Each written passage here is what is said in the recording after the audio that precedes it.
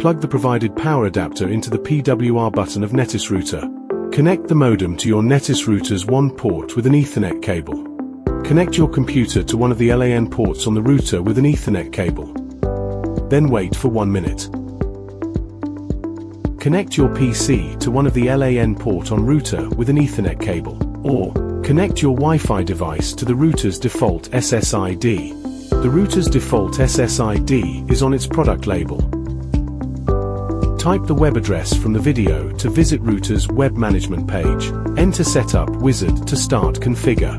Tip: you can select the language as you want at the top corner.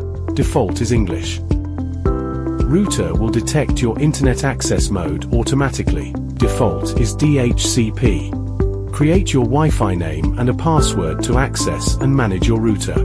Confirm and apply your settings. Click Save to complete the setup. Then wait for 1 minute. Disconnect and reconnect to the network. Now you can surf the internet.